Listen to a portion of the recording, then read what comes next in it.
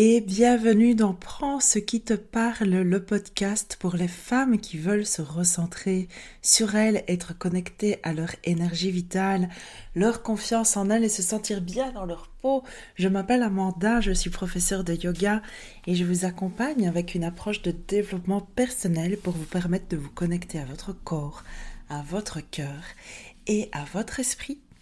Aujourd'hui, nous terminons notre série sur les chakras puisque voilà le 7e épisode sur cette série des chakras qui tient vraiment avec le yoga qui est un sujet passionnant et chacun des chakras correspond à quelque chose de très concret finalement dans notre vie, dans notre fort intérieur. Et avec ce dernier chakra, le chakra couronne, nous allons parler de spiritualité, de la connexion spirituelle. Ce dernier chakra, qu'on appelle Sahasrara chakra, ça veut dire le chakra aux 1000 pétales, parce que ça représente une fleur avec 1000 pétales, et c'est un peu comme si, quand ce chakra vient s'ouvrir, s'équilibrer, après tous les autres, je vous ai expliqué dans les épisodes précédents que les chakras se travaillent vraiment du bas vers le haut, mais c'est un peu comme s'il y avait une magnifique et merveilleuse fleur à 1000 pétales qui s'ouvrait, qui s'épanouissait, et chacune des 1000 pétales représente un potentiel. Donc c'est vraiment le chakra des 1001 potentiels, des 1001 possibilités. C'est le chakra de notre connexion à quelque chose de plus grand que soi. Et alors derrière ce plus grand, il n'y a pas de religion, il n'y a pas de dogme. Chaque personne peut mettre ce qu'elle veut derrière cette connexion au plus grand. Il y en a qui vont appeler ça l'univers, il y en a qui vont dire je ne sais pas ce que c'est, mais je sens qu'il y a une énergie, c'est de l'amour. Ou voilà, mettez vraiment ce que vous voulez comme mot derrière. Mais c'est vraiment une connexion spirituelle, ça veut dire qu'on a la capacité à sentir qu'il y a quelque chose qui nous soutient et que la vie a une raison d'être et que la vie nous soutient, que la vie met sur notre chemin ce qui est bon pour nous. Vous voyez, c'est avoir une croyance, oui, en quelque sorte. Mais c'est plus grand qu'une croyance, c'est un sentiment, c'est vraiment une connexion qu'on ne peut pas nous imposer, en fait, vous voyez, justement par des dogmes ou par une religion, quelque chose comme ça, c'est vraiment une connexion, c'est quelque chose qu'on ressent au plus profond de nous, qu'on est connecté et qu'il y a quelque chose qui est là pour nous et qui nous guide. C'est vraiment, ça nous apporte une sagesse, c'est un guide pour notre vie incarnée. Encore une fois, je le rappelle, par rapport à l'épisode de la semaine passée sur le 3e œil, la spiritualité, elle est là pour accompagner notre vie incarnée, notre vie sur Terre, sur le plancher des vaches, notre vie qu'on doit traverser, qu'on doit vivre, en fait, simplement. Qu'est-ce qui nous apporte aussi ce chakra couronne, ce chakra aux 1000 pétales de la connexion spirituelle? Quand il est en équilibre, ce chakra, ça nous apporte cette sagesse qui nous fait comprendre les choses de la vie, mais vraiment on les comprend de l'intérieur. Pas comprendre comme quand on étudie par cœur quelque chose ou parce qu'on l'a lu ou parce qu'on connaît le principe ou parce qu'on connaît cette loi de l'univers ou parce qu'on a étudié même le yoga ou n'importe quoi. C'est vraiment comprendre les choses mais de l'intérieur dans une forme de sagesse en soi où je comprends cette situation, je comprends ce qui est en train de se passer, je comprends la saison, je me comprends, moi, je comprends les autres. Il y a vraiment ce truc de compréhension en fait de la vie. À travers cette compréhension, c'est comme si on acceptait aussi que les choses se passent telles qu'elles se passent en comprenant les endroits où on peut agir et les endroits où on n'a pas d'action et où c'est nécessaire de lâcher prise, en fait, simplement, et d'accepter que les choses soient telles qu'elles sont. Donc il y a vraiment cette forme de sagesse aussi. Il y a une forme de foi, comme je vous le disais, la foi en la vie, la foi en quoi qu'il se passe. Finalement, il y a aussi un peu un truc de c'est que ça devait se passer comme ça. Alors attention, ça ne veut pas dire se résoudre et se dire quoi qu'il se passe, de toute façon c'est comme ça. Non, on agit, on a le feu qui vient du chakra du ventre, on met en place les choses, mais une fois que c'est fait, on a confiance dans le fait de, écoute, moi j'ai fait de mon mieux. Et voilà, si les choses se passent comme ça, ben c'est que ça doit se passer comme ça. Il y a des éléments dans la vie qu'on ne maîtrise pas, sur lesquels on n'a pas de pouvoir, sur lesquels on n'a pas d'action. Il y a la terre qui produit des choses, il y a des intempéries, il y a des catastrophes naturelles, etc. Sur ces choses-là, on n'a pas de pouvoir, on n'a pas d'action. Et bien ce dernier chakra, il va nous connecter à l'idée de, ben voilà, c'est comme ça et j'accepte que, que la vie elle-même a son rythme et a ses cycles et ses saisons. Évidemment, ce chakra, il se situe au niveau du sommet du crâne, donc vraiment comme le petit chapeau, comme la couronne en fait, le chapeau, ouais, oui, plutôt comme la couronne, c'est son nom, le chakra couronne. Donc c'est vraiment le sommet de la tête, et évidemment, tout ce qui va être déséquilibre, ben, ça peut être aussi tout ce qui se passe dans cette région, donc les maux de tête, tout ce qui est relatif au cerveau, l'amnésie, les maladies d'Alzheimer, ce genre de choses, ça pourrait être lié voilà, à ce chakra-là aussi. Ça pourrait, hein, je dis bien ça pourrait. Euh, Ce chakra, on voit qu'il est en déséquilibre aussi. Eh ben, donc oui, les personnes qui n'ont pas du tout de connexion spirituelle, qui sont que dans la matière, qui n'ont pas du tout la moindre connexion, ne serait-ce qu'à la nature, aux autres, aux animaux, les personnes déconnectées d'elles-mêmes, en fait, voilà, ça peut être un déséquilibre de ce chakra-là, mais aussi dans le sens inverse, un excès de spiritualité. Les personnes qui ne vivent que dans la spiritualité, on en avait parlé un peu aussi la semaine passée, les personnes qui ne vivent que à travers la spiritualité, finalement, dans la vie matérielle et concrète, il n'y a rien qui se passe. Donc vraiment vivre que dans je vois des mandalas partout et je vole avec les aigles dans mes pensées ou je nage avec des dauphins dans mes songes, mais dans ma vie il se passe rien, vous voyez. Donc ça c'est aussi un déséquilibre de ce chakra-là. Une addiction en fait spirituelle, vous voyez, une addiction on est tombé dans l'excès, toutes les dérives sectaires. D'ailleurs, c'est aussi un déséquilibre de ce chakra-là. On sait qu'une personne a un déséquilibre du dernier chakra quand il y a aussi ben, une rigidité d'esprit dans les croyances. Ben voilà, le fait d'imposer des croyances ou d'avoir des croyances mais qui sont très fermes, ou aussi un système de croyances dans lequel on n'accepte plus le système de croyances des autres. Parce que ce chakra, il nous apporte une forme de sagesse. Alors, bien sûr qu'on a le droit d'avoir ses croyances à soi, mais à travers ce chakra, il y a aussi une grande ouverture d'esprit par rapport aux autres, et même par rapport...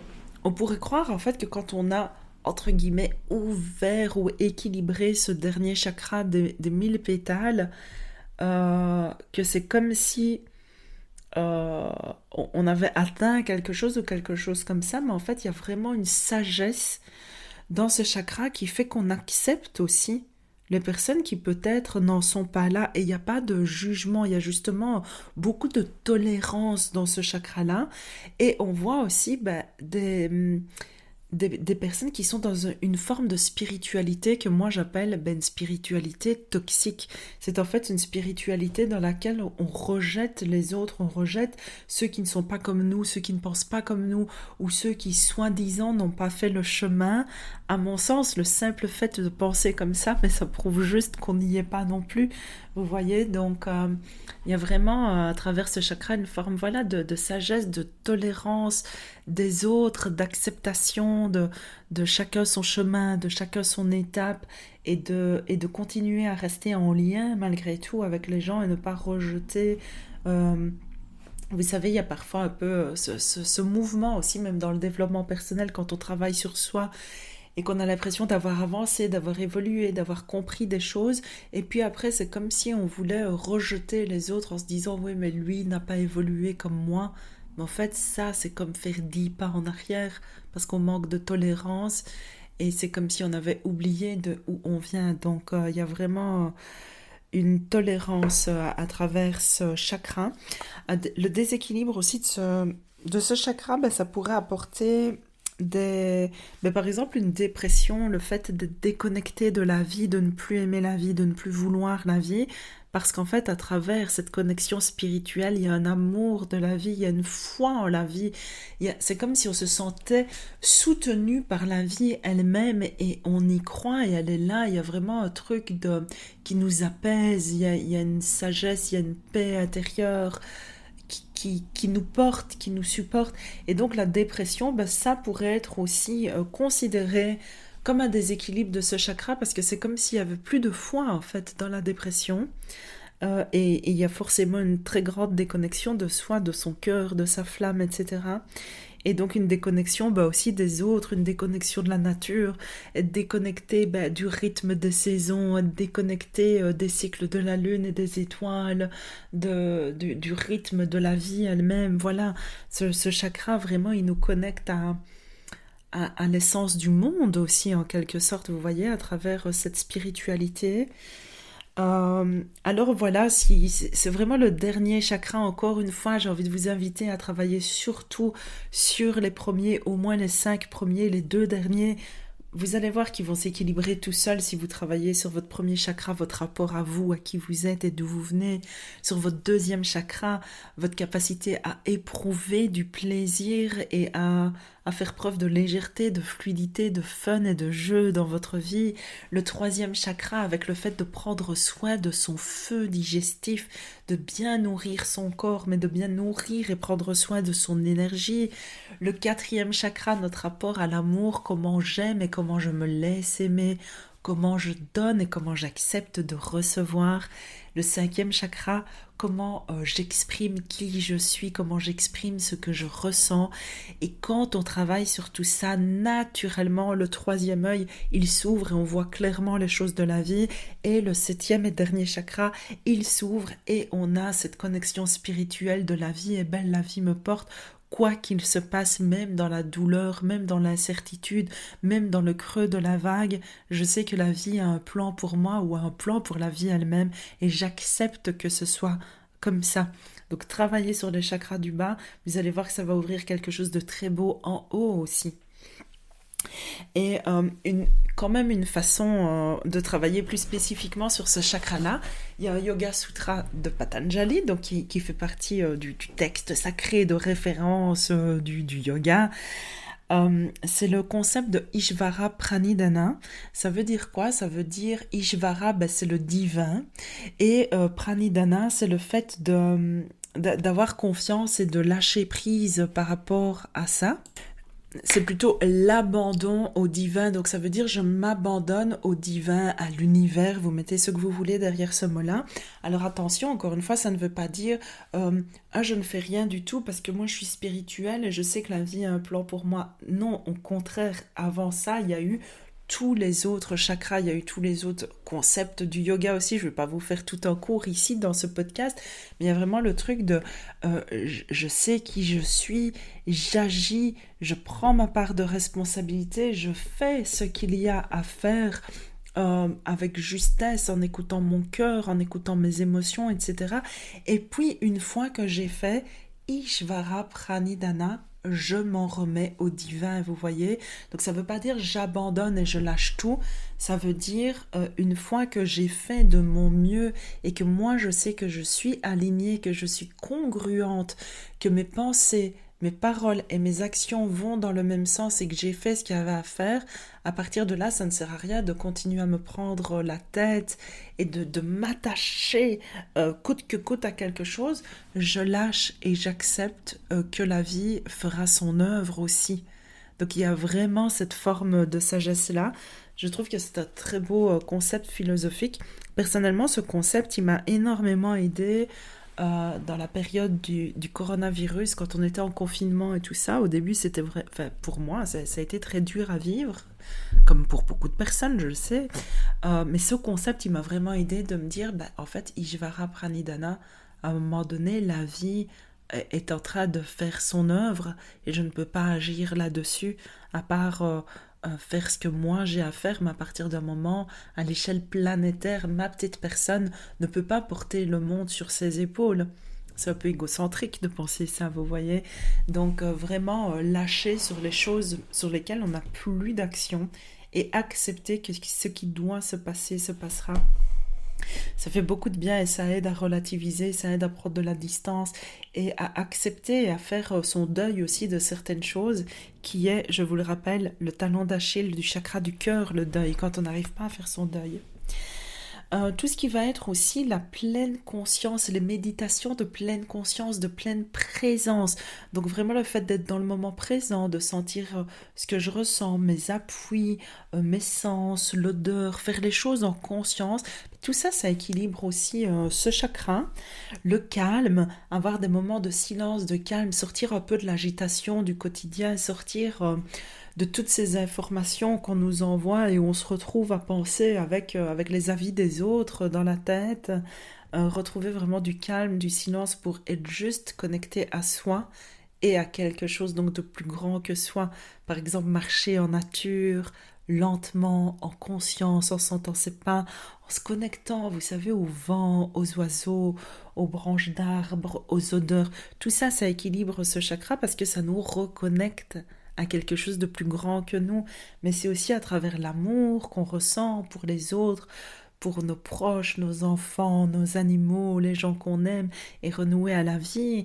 À chaque fois qu'on s'extasie devant une fleur au printemps, ben ça nous connecte à ce chakra-là, parce que ça nous connecte à quelque chose de plus grand que nous. Ah, ça nous connecte à la vie, en fait, tout simplement. Et donc, voilà, travailler sur les chakras du bas. Comme toujours, vous allez voir à quel point ça va équilibrer ce chakra du haut et que ça fait du bien. Donc, en conclusion de cet épisode, la seule chose que j'aurais envie que vous reteniez, ce serait de vous rappeler que la spiritualité, elle est là pour soutenir et guider notre vie incarnée, notre vie sur le plancher des vaches, dans nos corps physiques. C'est pas la spiritualité, ça ne devrait jamais être une voie de fuite pour fuir notre vie. Et c'est d'ailleurs si vous ne savez pas si votre spiritualité est juste, si vous vous posez des questions, déjà en général quand il y a un doute, il n'y a pas de doute, mais demandez-vous, est-ce que ça sert ma vie incarnée ou est-ce que je n'aime pas ma vie incarnée? Est-ce que je n'aime pas ce que je vis dans mon corps, ce que je vis dans ma vie? Dans ce cas-là, voilà, la spiritualité, elle doit être là pour vous aider à traverser cette vie et que ce soit votre vie à vous dans laquelle vous vous sentez aligné et que ce soit comme un soutien, comme un guide, comme une aide, comme une force en fait dans votre vie, comme un phare dans la nuit. La spiritualité, c'est là pour ça. C'est pas pour fuir, c'est pas pour faire des sorties de corps ou des voyages astraux ou des trucs comme ça. C'est vraiment pour nous aider dans notre vie incarnée et ou aider les autres aussi. Voilà pour aujourd'hui. Je vous rappelle que dans mes accompagnements, mes cours de yoga, mes retraites et mon programme Vivre, qui est un programme de profonde reconnexion à soi à travers le yoga et l'introspection, on travaille sur les chakras du bas, au moins sur les 5 premiers chakras. On travaille sur son rapport à soi, on apprend à lâcher, à écouter ses émotions, on apprend à être au clair avec ses limites et à pouvoir les poser. On renoue avec notre chakra du cœur et notre capacité à aimer et à s'aimer soi en premier pour pouvoir aimer et se laisser aimer de façon juste. On apprend à exprimer ce qu'on ressent, on apprend à exprimer qui on est, à exprimer notre lumière, à aimer son corps, à aimer sa vie et à prendre soin des liens dans notre vie de façon saine. Voilà, donc si ça vous parle, toutes les infos sont en description de cet épisode. Et moi, je vous dis à tout bientôt. Peut-être que ce podcast va faire une petite pause de quelques semaines et je reviendrai tout bientôt avec d'autres sujets pour la connexion à soi, l'amour de soi. Je vous fais des gros bisous. Si ça vous a plu, dites-le moi en commentaire. Venez me le dire sur Facebook, sur Instagram. N'oubliez pas de vous abonner au podcast et de partager avec une copine à qui ça ferait du bien. À bientôt!